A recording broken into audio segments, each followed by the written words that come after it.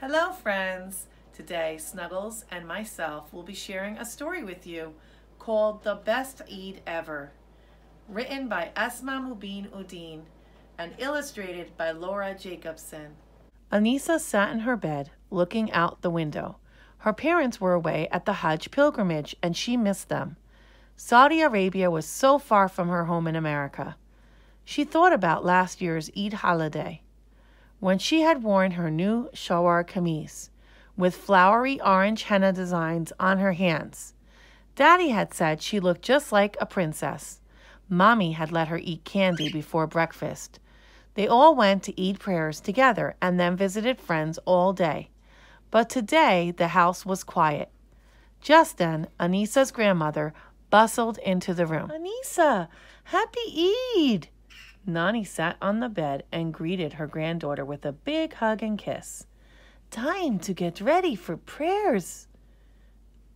Anissa returned the hug and then slumped back on the bed. "Why the sad face, my dear?" Nani gently brushed the hair out of Anissa's eyes. "Do you miss Mommy and Daddy?" Anissa nodded. She felt like she might cry. "I know it is hard without your parents here," Nani said, "but please don't be sad. Today of all days, we'll have fun together, just you and me. Okay?" Anissa tried to smile. She didn't want her grandmother to feel bad. "Okay," she said as Nani stood up and walked over to the closet. "Now, I have a surprise for you." Nani lifted up a blanket on the closet shelf and pulled out a gift-wrapped box that had been hidden underneath it. Anissa pulled the ribbon off the box and opened it. Her eyes lit up as she saw the beautiful Eid clothes from Pakistan. Pulling out the kurta on top, she ran her fingers over the soft, shimmering fabric and its gold embroidery and shiny sequins. Purple and gold bangles clinked together as Nani unwrapped them. Handmade Pakistani shoes, tucked in tissue paper, still lay in the box. "Nani, I love my new Eid clothes. How did you know purple was my favorite color? Thank you." Anissa hugged her grandmother. "I can't wait to get dressed." "There's still more," Nani said, smiling as she pulled a bright red shalwar kameez and a silky yellow garara out of the box. Each outfit had matching bangles and shoes. "There are 3 sets of clothes, one for each of the 3 days of Eid. Now, which one do you want to wear to prayers this morning?" "The purple one." Nani smiled. "It will look beautiful on you. I'll iron it while you're getting ready. But first, I have to stir the lamb korma." "Lamb korma?" Anissa jumped out of bed and ran to the kitchen.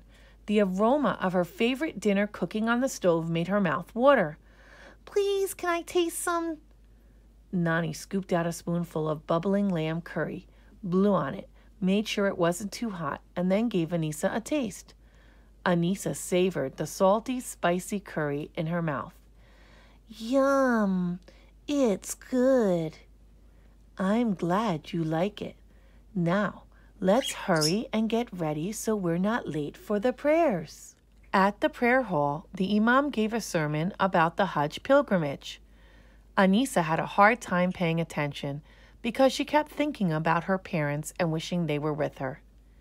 After the sermon ended, the women and children in the women's section of the prayer hall folded their prayer rugs and greeted each other. Anissa hugged so many people. The donuts on the back tables were quickly finished. Anissa noticed 2 young girls standing alone, watching the excitement around them. The older girl's hijab was torn. The younger girl's dress fell almost to the floor, and she kept her arms bent so her sleeves wouldn't slip down over her hands. Anissa walked over to them. "Why didn't you wear your Eid clothes today?" she asked. The older girl stared shyly at the floor. Seeing that her sister was not going to answer, the younger girl blurted out, We don't have new clothes this Eid. We had to leave all our stuff and run away when a fire burned our house down. The older girl turned toward her sister. Miriam, we have to be thankful the war can't get us now. We are safe and we are together. Papa says God will give us whatever we need. I wish Papa were here with us now, but ever since we came to America, he always has to work. Miriam told Anissa. He even had to work on Eid, but later he's going to bring Zainab and me candy, and we're going to the mosque together for the afternoon prayers. Before Anissa could say anything, Auntie Selma pulled her into a big bear hug. Anissa Betty, Eid Mubarak, my dear, happy Eid. You look so pretty, mashallah, as God has willed. You and your nanny come and visit me today, okay? Anissa was swept up by other aunties and friends in hugs, kisses, and greetings. While hugging Auntie Barak, Anissa saw Miriam pick up a piece of donut off the floor. The girl looked around quickly. Then she put the donut piece into her mouth and licked the sweet glaze off her fingers. As people were leaving the prayer hall, Anissa kept looking back at the girls. Finally, she let go of Nani's hand and went back over to them. She didn't know what to say, but she couldn't leave without talking to them again. Hesitantly, she asked them, "Maybe we could play together sometime?" Instantly, Miriam's face lit up. "Sure," she said, flashing a bright smile. Zainab continued to look at the floor. Where do you live now?" Anissa asked. "In the apartments by the mosque," Miriam answered. Zainab lifted her head to look at Anissa. A small, shy smile crossed her face. "In number 63. A motherly woman ushered her 3 children and Zainab and Miriam out of the prayer hall. At home that afternoon, while Nani was heating up the food for dinner, Anissa told her about the girls she had met. Nani listened quietly. "Sometimes, when families leave their home because of war or other bad problems, they have to leave behind everything they own," Nani told her. "Many families have come to America as refugees, looking for a safe, good place for their children to live and grow up." "Does God help these families?" "Of course, my dear. God helps everyone." Nani was stirring the curry, but sometimes not in the way you may think. Instead of just taking away the bad times, He might send good people to help them through the bad times. Meanwhile, the families have to work hard and trust that God's help is always near. Nani opened the oven door to check on the roti. "Do you remember the story of Prophet Abraham, his wife, Hajar, and the baby Ismail?" Anissa nodded. Mommy and Daddy had told her that many of the lessons of the Hajj pilgrimage were based on this story. Prophet Abraham's family trusted in God, even in very difficult times, and God always took care of them. Nani and Anissa said a prayer for Zainab and Miriam's family. Then Anissa told Nani about a plan she had made. Later that afternoon, as shadows lengthened across the city, Muslim families were leaving the mosque after praying the Asr prayer. "Anissa, sit quietly.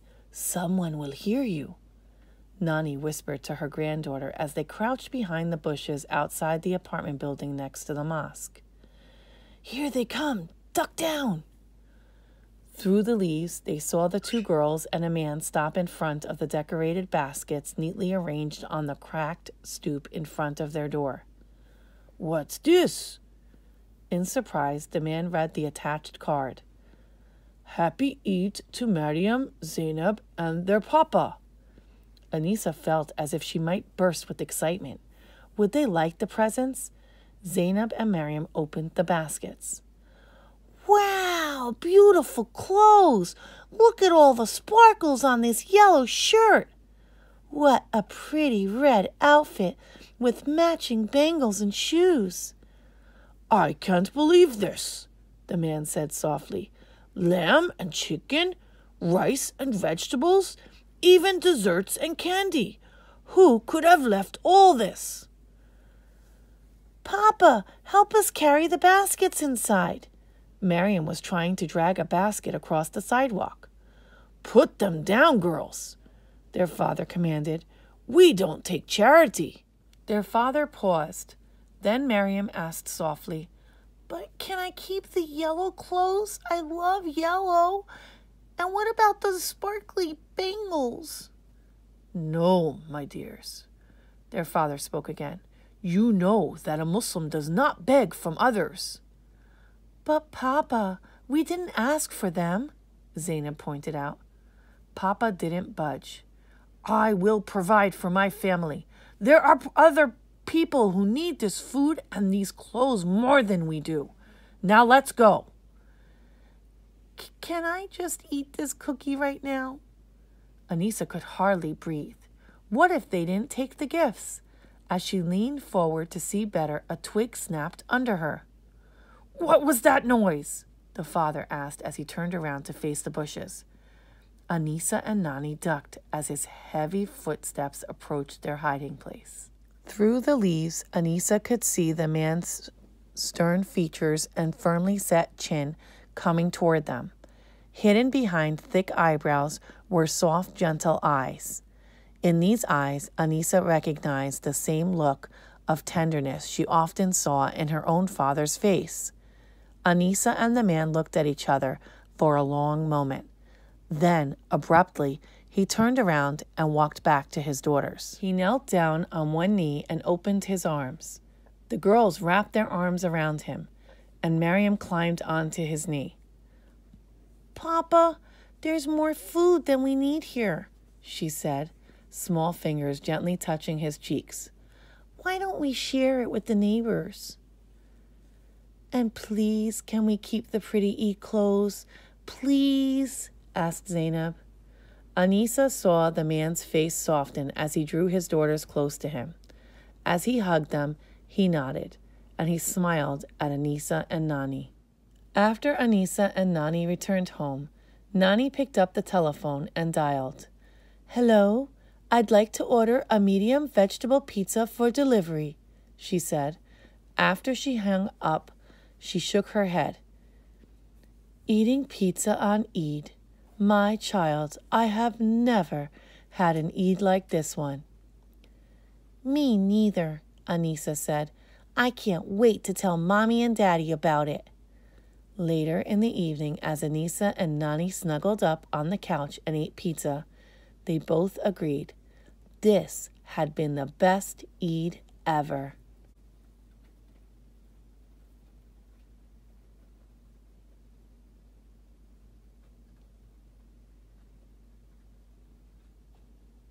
The end. Thank you for sharing today's read aloud with Snuggles and myself.